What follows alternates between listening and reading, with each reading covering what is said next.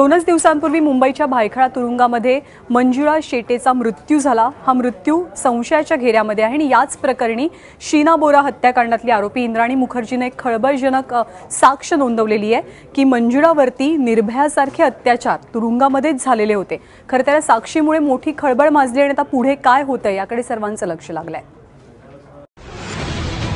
इंद्राणी आणि मंजुळावर निर्भयासारखे अत्याचार, भायखळा जेलमध्ये कैदी विरुद्ध जेल प्रशासन असा संघर्ष सुरू झालाय आणि त्यात हाय प्रोफाईल इंद्राणी मुखर्जीनं बंडाचा झेंडा हातात घेतलाय। मंजुळा शेटेच्या संशयास्पद मृत्यूनंतर इंद्राणीनं जेल प्रशासनावर गंभीर आरोप केले। जेलच्या अधिकाऱ्यांनी मंजुळाच्या गुप्तांगात लोखंडी रॉड घुसवले, मंजुळावर अनन्वित अत्याचार केले। त्याची वाच्यता करू नये म्हणून माझ्या बराकीतील विजेचे बल्ब बंद करून मला अमानुषपणे मारहाण झाली। जेलच्या अधिकाऱ्यांनी अतिशय गलिच्छ भाषेत मला धमकावलं, तू आमच्या विरोधात साक्ष देण्याची हिम्मत करशील तर तुला बघून घेऊ असं म्हणत जीवे मारण्याची धमकीही दिली असा आरोप इंद्राणीनं सेशन्स कोर्टात केलाय। मंजुळा शेट्टे यांच्या मृत्यूनंतर इंद्राणीवर इतर कैद्यांना भडकवण्याचा ठपका ठेवण्यात आला। इतकंच नव्हे तर जेल प्रशासनानं या संदर्भात इंद्राणी विरोधात गुन्हाही नोंदवला। त्यानंतर इंद्राणीच्या वकिलांनी तिची जेलमध्ये जाऊन भेट घेतली, तेव्हा इंद्राणीनं वकिलांना तिच्यावर झालेल्या मारहाणीच्या आणि छळाच्या खुणा दाखवल्या।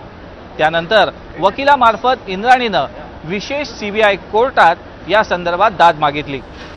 इंद्राणीचे आरोप ऐकल्यानंतर सेशन्स कोर्टानं या प्रकरणाच्या चौकशीचे आदेश दिले।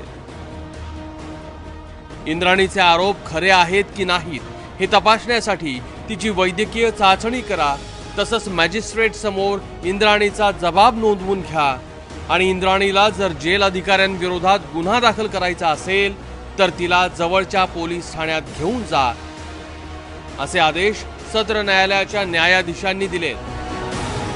अगर इंद्राणी की बात में सच है और कोर्ट को लगता है कि जेल अधिकारी इंद्राणी को इसलिए मारपीट रहे हैं क्योंकि वो जेल अधिकारियों के खिलाफ स्टेटमेंट दे रही हैं, तो कोर्ट इसमें तुरंत एफआईआर रजिस्टर करने के आदेश देकर इंक्वायरी कर सकता है। वैसे भी 6 जेल अधिकारियों के खिलाफ 302 का मुकदमा दर्ज किया जा चुका है।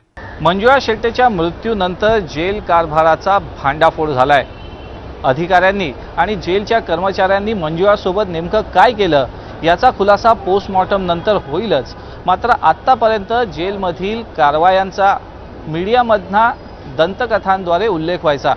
मात्र या घटनेमुळे एकंदरीत जेल प्रशासनाच्या कारभाराचा पोस्टमॉर्टम जगासमोर आलाय। मनोज जयस्वाल, समय राणे, एबीपी माझा, मुंबई।